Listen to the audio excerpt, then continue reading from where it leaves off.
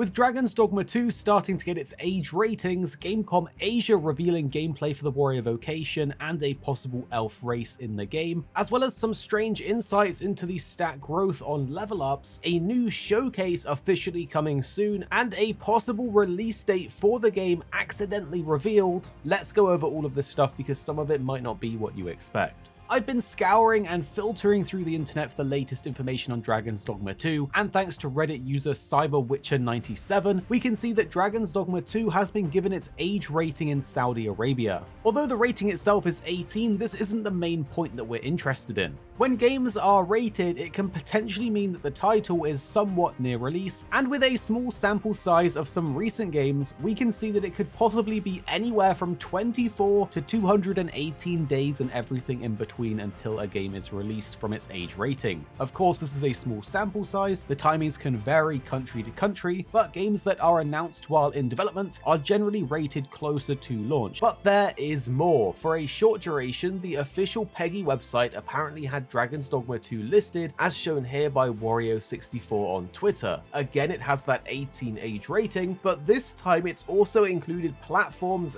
and the release date with a listed date of the 22nd of March 2024. This is incredible news if true, and it means it's only a few months away. But do take care, this could just be a placeholder, a mistake, or simply just wrong, so don't take this as a cold hard fact just yet. The website no longer has this listed and it looks like it's been taken down, but with the age rating looking correct, we can only hope that this is the true release date as well. And with that being said, there's some massive news from Capcom themselves that a new Dragon's Dogma 2 showcase will be happening on the 28th of November at 1 PM PST or 9 PM GMT.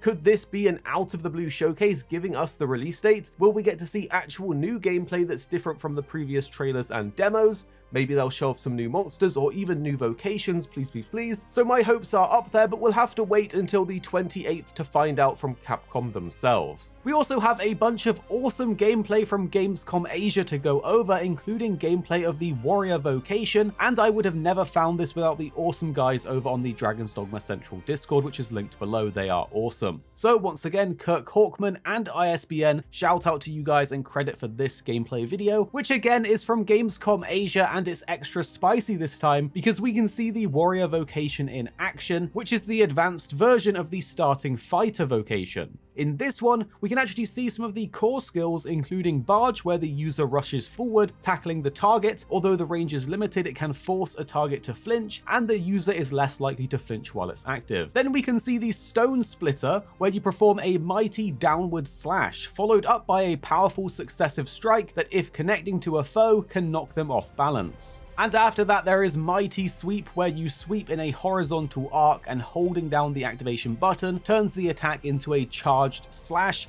making the user less likely to flinch. Inside of this video, there was also some combat gameplay where we can see the greatsword be imbued with lightning and it looks so awesome. Also, we can see the Skyward Sunder being used with their greatsword for a very clean takedown of a harpy. Overall, the warrior is looking pretty fun, and I personally didn't play this vocation in the first game. I only dabbled with the starting fighter vocation. I do quite like the idea of trying out the red vocations and going for a more classic warrior fighting style, at least until you can switch into the hybrid vocations, because remember, the new Mystic Spearhand is a blue and red vocation, so those fighter and warrior augments will likely come in handy. On top of this, there's another video of them showcasing what appears to be an elf NPC with a quest for our player. This is extremely interesting as it seems to confirm that they are in the game. We don't know if this is just one single NPC, maybe there's a whole area of elves, or if it's even a playable race. We simply don't know, but we do know in this demo version there seems to be an elf NPC, and hopefully they make their way into the full game. Apparently in the first Dragon's Dogma game, elves and dwarves were meant to be included but were ultimately cut, making their appearance only in the art book instead. So it might be a case similar to how the Beastren were cut from the first game, as they didn't have enough time or scope to actually get them into the released version. But with elves and orcs making an appearance in Dragon's Dogma Online, it's cool to see at least the elves have a presence in Dragon's Dogma 2, and hopefully we'll learn more about this or any other additional races soon. Next up, however, there was an awesome Portuguese impressions video that dropped dropped from Lucky Salamander. And as usual, the amazing Dragon Dogma community have noticed some odd tidbits throughout this video, and it does raise an eyebrow.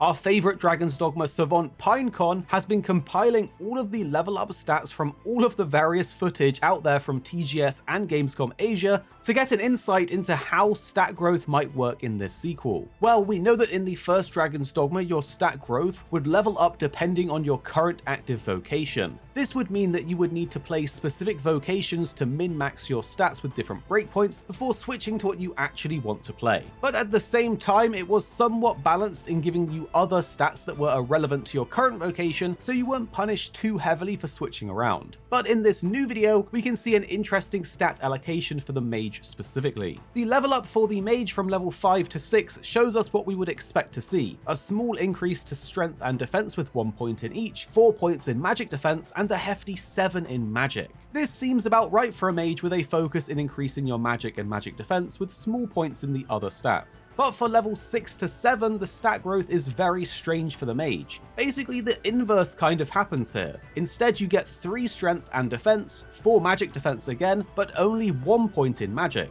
Could this be a simple rebalance of the stat distribution to average out your stats as you level up? Or perhaps do certain levels for specific vocations grant specific stats, making frequent vocation changes even more important to min-max the stats that you want? Some are theorizing you might need to switch vocations every single level to get a maximum amount of a certain stat, but only time will tell, and it could just be a thing in the demo and different in the full game. But what do you think about this? Personally, I would love it if stat growth was actually tied to the current vocation that you're playing and changes with you as you switch. This would mean you're not punished by leveling up in one thing and then switching to another. Even though it's still playable, you would have suboptimal stats. But instead, if stat growth moved with you, as soon as you switch from a mage to a warrior, your strength would become juiced up, and then it would feel better to play. This way, you would avoid having to play certain vocations that you don't want to, you could experiment more without punishment, and overall, I think it would just be a better time. But again, what do you think? Do you prefer having it tied to the exact vocation you're playing at the moment you level up, or would you rather a completely different system? For now, that's the latest on Dragon's Dogma 2, and of course, we're going to keep you up to date as more stuff comes out.